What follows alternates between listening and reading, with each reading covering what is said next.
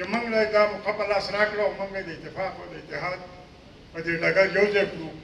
موږ هر سړی خپل غم بیا وکړه، دا مهرباني وکړئ، دا په یو بل مو اړوئ چې یا دا د جرګې خبره ده یا د بل څه خبره ده.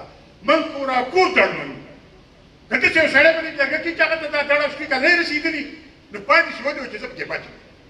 په دې کې هېڅوک بچ نه دي. مهرباني وکړئ، روڼه شئ، د یو بل د ګرېوانو نه لاس وباسئ، په کورونو کې که څه مسایل په کورونو کې کښېنئ، حل کړئ او دې شي ته په اتفاق او په ایماندارۍ راوځئ. نو انشاءالله تعالی داسې یو بچه مور نه ده راوړی چې په موږ لاس جوت کړي، خو موږ په یو بل راښکوجي دي.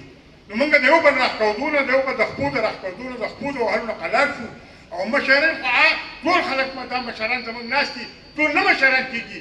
د پوخان ځان له یو مشر نیولی و او په هغې اتفاق کړی و. اوس هم زموږ په دې مشرانو په دې ټولو اعتماد دی، په دې اتفاق دی.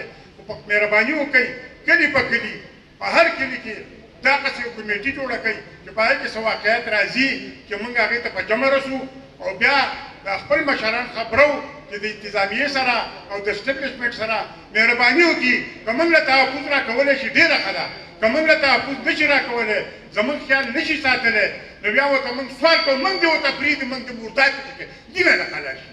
که دې خو بیا راکاږي چې د خپې کوم طرف ته سر کوم طرف ته خولی کوم طرف ته زه به له پنه راکوم سر به ونه راکوم.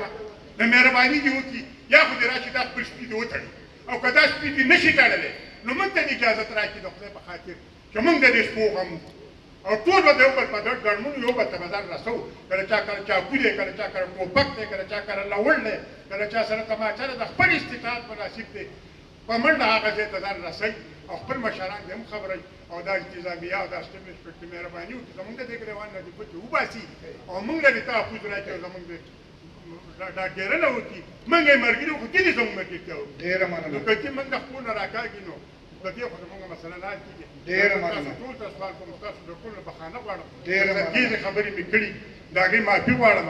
خو چې تاسو یو شي نه د یو بل په در په درمن شي نه، په یو پرهر باندې خفه شي نه، نو دا مسلې نه حل کېږي.